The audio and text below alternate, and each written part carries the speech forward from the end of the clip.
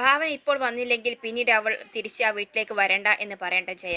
അങ്ങനെ ഗായത്രി തന്നെ ഭാവനയോട് ജയയുടെ കൂടെ വീട്ടിലേക്ക് തിരിച്ചു പോകാൻ പറയാണ്. അങ്ങനെ ഭാവന സൂര്യക്ക് വിളിച്ച് പറയുന്നുണ്ട് ട്ടോ, ആന്റി രാവിലെ തന്നെ ഇവിടെ എത്തിയിട്ടുണ്ടെന്നും അവളെ നിർബന്ധിച്ച് കൊണ്ടുപോകാൻ നിൽക്കുകയാണ് എന്ന് പറയാണ്. അപ്പോൾ സൂര്യ പറയുന്നുണ്ട്, അമ്മ ഓരോ കാരണം കിട്ടാൻ കാത്തു നിൽക്കുകയാണ്. ഇന്നലെ ഉണ്ടായ സംഭവങ്ങളൊക്കെ അറിഞ്ഞതിന്റെ ദേഷ്യമാണ് ഭാവന. എന്തായാലും നീ അമ്മയുടെ കൂടെ ഇങ്ങ് പോന്നേക്ക്, ഞാനില്ല ഇവിടെ, പേടിക്കാനൊന്നുമില്ലല്ലോ എന്ന് പറയാൻ ട്ടോ. ബാക്കി കാര്യങ്ങൾ നമുക്ക് ഇവിടെ വെച്ച് സംസാരിക്കാം എന്ന് പറയാൻ. അങ്ങനെ ഭാവന പറയുന്നുണ്ട്, എന്തായാലും ഞാൻ ആന്റിയുടെ കൂടെ പോകാൻ തീരുമാനിച്ചിട്ടുണ്ട് സൂര്യ, ഞാൻ വരാം എന്ന് പറയാണ്. ശേഷം അവൾ ഡ്രസ്സൊക്കെ ചേഞ്ച് ചെയ്ത് ജയയുടെ കൂടെ പോകാൻ വേണ്ടിയിട്ട് ഇറങ്ങാൻ ട്ടോ. ആ സമയത്ത് ഗായത്രിയോടും സേതുവിനോടും ഭാനുവിനോടും മായയോടൊക്കെ എല്ലാം അവൾ യാത്ര പറയാണ്. ഭാനുവിനെ വിളിച്ച് പ്രത്യേകം പറയുന്നുണ്ട്, ഇനി ഇതുപോലുള്ള അബദ്ധങ്ങളൊന്നും മോള് കാണിക്കരുത്. എന്ത് പ്രശ്നമുണ്ടായാലും ഈ ചേച്ചിയെ വിളിച്ച് അറിയിക്കണം. ചേച്ചി നിന്റെ കൂടെയുണ്ട്. ഇനി പഴയതൊന്നും ആലോചിച്ച് നിൽക്കരുത്. കോളേജിൽ പോയി തുടങ്ങാം, നന്നായിട്ട് പഠിക്കണം. ഇനി ജയേഷ് നിന്നെ ശല്യപ്പെടുത്താൻ വന്നാൽ നീ സൂര്യയെ അപ്പോൾ തന്നെ വിളിച്ച് പറയാം. പിന്നീട് അവൻ ആ കോളേജിൽ ഉണ്ടാകില്ല എന്നൊക്കെ പറയാം. അങ്ങനെ എല്ലാവരും കാര്യങ്ങളൊക്കെ പറഞ്ഞ് അവൾ ജയയുടെ കൂടെ വീട്ടിലേക്ക് പുറപ്പെടുകയാണ് ട്ടോ. അങ്ങനെ അവർ സൂര്യയുടെ വീട്ടിലെത്തുകയാണ്.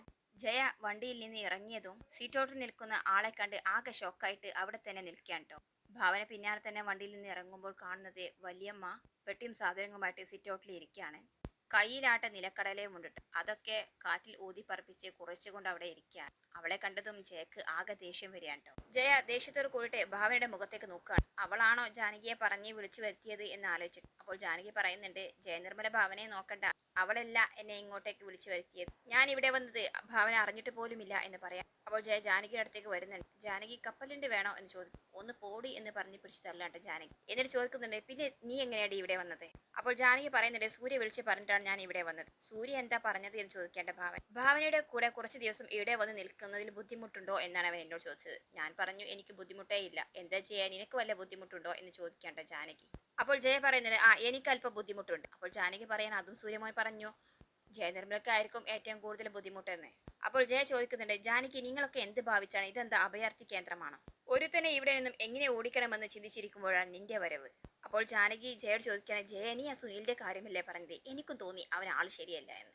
നേരത്തെ എന്നോട് വന്ന് പറയാ അകത്ത് കയറി ഇരുന്നോളാൻ. ആഹാ, അവന്റെ ആ വീടിൽ തന്നെ എന്തോ ഒരു പന്തികേടുണ്ട് ജയെ. അങ്ങനെയാണ് ഞാൻ ഇവിടെ തന്നെ ഇരുന്ന് കളഞ്ഞത്. ഇപ്പോഴത്തെ കാലത്ത് ഒരുത്തനെയും വിശ്വസിക്കാൻ പറ്റത്തില്ല. അല്ലെങ്കിൽ നിങ്ങളൊക്കെ എങ്ങനെയാ അവന് സഹിക്കുന്നത് എന്നൊക്കെ ജാനകി ചോദിക്കുകയാണ്. അപ്പോൾ ജയ പറയുന്നത്, അതൊക്കെ ഇനി ജാനകി നേരിട്ട് കാണാൻ പോകുകയല്ലേ, എങ്ങനെ സഹിക്കുന്നതെന്ന് കണ്ടു പഠിക്കുക എന്ന് പറഞ്ഞ് ജയ അകത്തെ കയറി പോവാൻ ട്ടോ. അപ്പോൾ ജാനകി പറയുന്നുണ്ട്, ജയ പിണങ്ങി പോവുകയാണോ? ശേഷം ഭാവന വന്ന് ചോദിക്കുന്നുണ്ട്, എന്താ വല്യമ്മ ഇതൊക്കെ? വല്യമ്മ എന്തിനാണ് ഇപ്പോൾ ഇങ്ങോട്ടേക്ക് വന്നത്? അപ്പോൾ ജാനകി ഭാവനയെ ചേർത്ത് പിടിച്ചിട്ട് പറയാണ്, എടി മോളെ, സ്വന്തം വീട്ടിൽ സൂര്യക്ക് നിനക്കൊരു തുണ വേണമെന്ന് തോന്നണമെങ്കിൽ നീ തന്നെ ആലോചിച്ചാൽ പോരെ, അതിലെന്തെങ്കിലും കാരണം കാണുമെന്ന്. ജയനിർമ്മലക്ക് ഇപ്പോൾ നിന്നോട് സ്നേഹമുണ്ടെന്നൊക്കെ എനിക്കറിയാം. എന്നാലും ഞാൻ ചെറുതായിട്ടൊന്ന് താങ്ങിയതാണ്. അതങ്ങനെ തന്നെ ഇരുന്നോട്ടെ, കുറെ നീ അനുഭവിച്ചതല്ലേ എന്ന് പറയണ്ട. അപ്പോൾ ഭാവന ചിരിക്കുന്നുണ്ട്. പിന്നീട് അവൾ പറയുന്നുണ്ട്, വല്യമ്മ ഇവിടെ ആകെ പ്രശ്നമാണ്. ആ സുനില് ഒരു വിധത്തിലും ഇവിടെ നിന്ന് പോകുന്നില്ല. ശരിക്കും എല്ലാവരും പെട്ടിരിക്കുകയാണ് ഇവിടെ എന്ന് പറയാണ്. അപ്പോൾ ജാനകി പറയുന്നുണ്ട്, അവനും ആ മാനസയും കൂടി ചേർന്ന് കളിക്കുന്ന കളിയാണ് മോളെ ഇതെല്ലാം. അവരുടെ ലക്ഷ്യം മറ്റെന്തോ ആണ് എന്നൊക്കെ ജാനകി പറയാം. എന്നാ പിന്നെ നമുക്ക് അകത്തേക്ക് കടന്നാലോ എന്നും പറഞ്ഞ് ജാനകി ഭാവനയും കൂട്ടിപ്പിടിച്ച് അവർ രണ്ടുപേരും അകത്തേക്ക് പോവാൻ ട്ടോ. അങ്ങനെ അവർ അകത്തെത്തുമ്പോൾ സുനിലിനെ കാണാൻ. സുനിൽ പറയുന്നുണ്ട്, ഈ ആന്റിയോട് ഞാൻ അകത്തേക്ക് കയറിയിരിക്കാൻ പറഞ്ഞതാണ് ഭാവന, പക്ഷെ അവർ കേട്ടില്ല. അപ്പോൾ ജാനകി ചോദിക്കുന്നുണ്ട്, എന്നോട് കയറിയിരിക്കാൻ പറയാൻ നീ ആരാണ്, ഇവിടുത്തെ കാരണവരോ?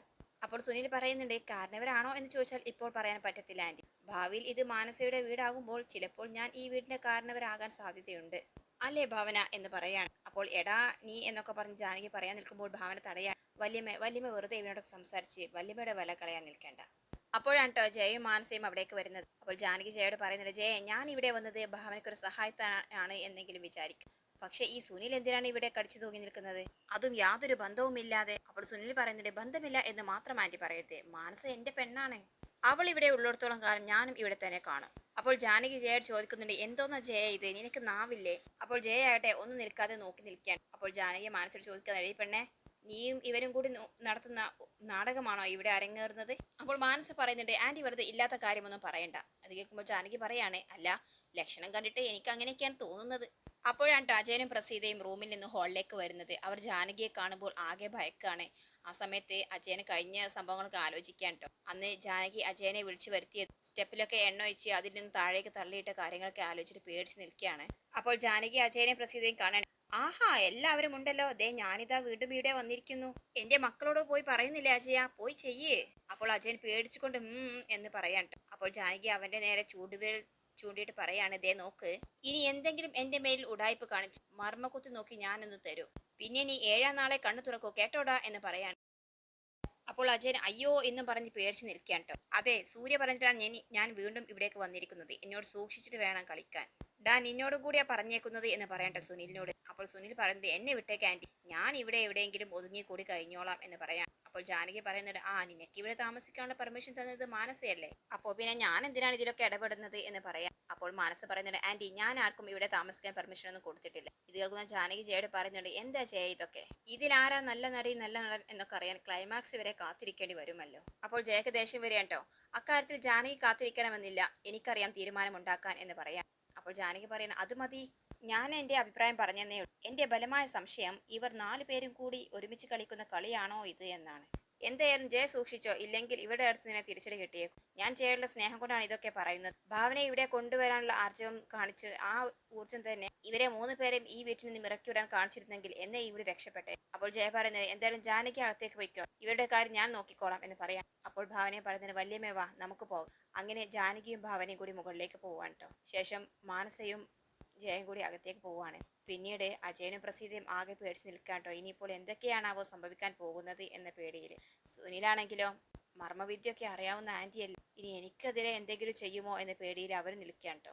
അകത്തെത്തിയതിനു ശേഷം ജാനകി ഭാവനയോട് പറയുന്നത്, മോൾ നോക്കിക്കോ, ആ മാനസുണ്ടല്ലോ അവൾ പഠിച്ച കള്ളിയാണ്. ജയക്ക് നല്ലൊരു തിരിച്ചടി കിട്ടുമ്പോഴേ അവൾ അതെല്ലാം മനസ്സിലാക്കുകയുള്ളൂ. അപ്പോൾ ഭാവന പറയുന്നുണ്ട്, ആന്റിക്ക് എത്ര കിട്ടിയാലും അവർ പഠിക്കില്ല വല്യമ്മ, അത് വല്ലാത്തൊരു ജന്മമാണ്. അങ്കിളിന് പോലും ഇതുവരെ ആന്റിയെ മനസ്സിലാക്കാനും പറ്റിയിട്ടില്ല. ആ സുനിലിനെ ആദ്യം ഇവിടെ നിന്നും ഒഴിവാക്കും, അത് അങ്കിളിന്റെയും ആന്റിയുടെയും ആവശ്യമാണ്. അപ്പോൾ ജാനകി പറയുന്നത്, അങ്ങനെയാണെങ്കിൽ മാനസയെ കൊണ്ട് തന്നെ നമുക്ക് ആ സുനിലിനെ ഇവിടെ നിന്ന് കെട്ടുകെട്ടിക്കണം.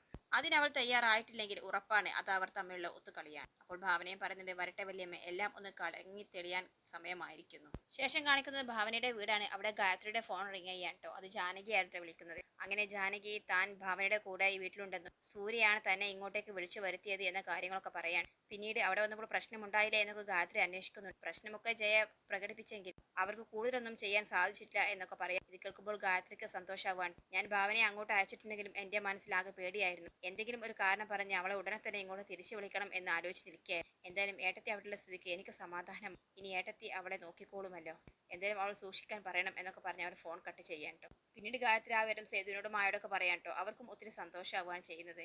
പിന്നീട് സൂര്യ അവന്റെ വീട്ടിലേക്ക് എത്തുകയാണ്. ആ സമയത്ത് ഭാവന ഇറങ്ങി ചെല്ലുന്നുണ്ട്. എന്നിട്ട് സൂര്യ ചോദിക്കുന്നുണ്ട്, സൂര്യയാണല്ലേ വല്യമ്മയെ ഇങ്ങോട്ടേക്ക് അയച്ചത്, എന്തിനാ സൂര്യ വല്യമ്മയെ ഇങ്ങോട്ടേക്ക് അയച്ചത്, വല്യമ്മ അവിടെ ഇല്ല, ഞാൻ വലിയച്ഛനും അത് വലിയ ബുദ്ധിമുട്ടാകും, അതുകൊണ്ടാണ് ഞാൻ അങ്ങനെ പറഞ്ഞത് എന്നൊക്കെ പറയാൻ. അപ്പോൾ സൂര്യ പറയുന്നുണ്ട്, ഞാൻ ഇങ്ങനെ ഒരു കാര്യം ചോദിച്ചപ്പോൾ വല്യമ്മ തന്നെയാണ് ഇങ്ങോട്ടേക്ക് പറഞ്ഞത്, എനിക്ക് യാതൊരു ബുദ്ധിമുട്ടില്ല, ഞാൻ അവിടെ വന്ന് നിന്നോളാം, പിന്നെ വല്യച്ഛന്റെ പെർമിഷനും കൂടി തന്നെയല്ലേ അവർ ഇങ്ങോട്ടേക്ക് വന്നത്, അതുകൊണ്ട് യാതൊരു കുഴപ്പവുമില്ല, എനിക്കിപ്പോൾ വലുത് നിന്റെ ജീവനും എന്റെ കുഞ്ഞിന്റെ ആരോഗ്യവുമാണ്, രണ്ടുപേർക്കും ഒരു കുഴപ്പവുമില്ലാതെ ഇവിടെ കഴിയും, അതിന് വല്യമ്മയെ പോലുള്ള ഒരാൾ തന്നെ നിന്റെ കൂടെ വേണം, എങ്കിലേ നീ ഇവിടെ സേഫ് ആയിരിക്കുകയുള്ളൂ. ഒരു ഭാഗത്ത് സുനിലും മാനസയുടെ അച്ഛനും അമ്മയും ആകെ തലവേദനയായിട്ട് ഇരിക്കുകയാണ്. അതിന്റെ കൂടെയാണ് അമ്മ നിന്നെയും ഇങ്ങോട്ടേക്ക് കെട്ടി വലിച്ചിരിക്കുന്നത്, അതുകൊണ്ട് ഞാൻ തീരുമാനിച്ചു തന്നെ വല്യമ്മയെ പോലുള്ള ഒരാൾ നിന്റെ കൂടെ വേണമെന്ന്.